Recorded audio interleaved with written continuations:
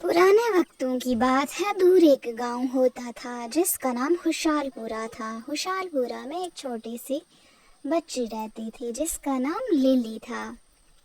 Lily अपने फारिग वक्त में पेंटिंग और ड्राइंग करती रहती थी।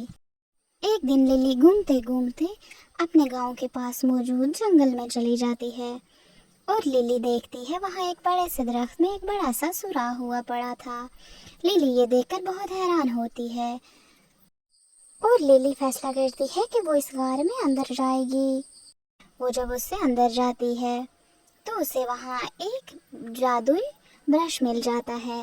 लिली वो ब्रश लेकर बाहर आती है और देखती है कि वो जिस भी चीज़ की तस्वीर बनाती है उस ब्रश से वो वाकई में वो चीज़ बन जाती है। लिली ये देखकर बहुत खुश होती है और अपने गांव वालों की मदद करने का सोचती है। तभी लिली उस ब्रश से एक स्कूल बनाती है और स्कूल की एक बड़ी सी बिल्डिंग बन जाती है उसके गांव में।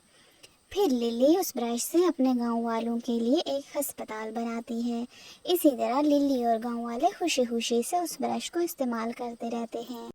लेकिन फिर एक दिन कुछ ऐसा हुआ कि गांव में एक जादूगर आ गया और उस जादूगर ने लिली का वो जादुई ब्रश चुरा लिया और अब वो गांव वालों को तंग करने के लिए उस ब्रश से उल्टी सीधी पेंटिंग्स बनाता, जिससे गांव में खौफ व हरास फैल गया था। वो जादूगर गांव में स्कूल की तबाहशुदा इमारतें बनाता और अस्पताल की। इस तरह से उसने गांव की तमाम इमारतों को तबाह कर दिया था और गांव में सब बहुत परेशान रहने लगे थे।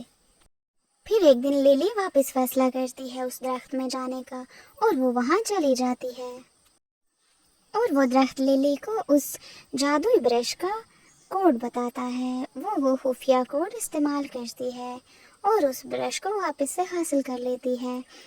इस तरह से खुशहालपुरा की खुशियाँ एक बार फिर से लौट आई थी और गांव वालों ने उस जादूगर को भी गांव से भगा दिया था ताकि वो आइंदा ऐसा ना कर सके।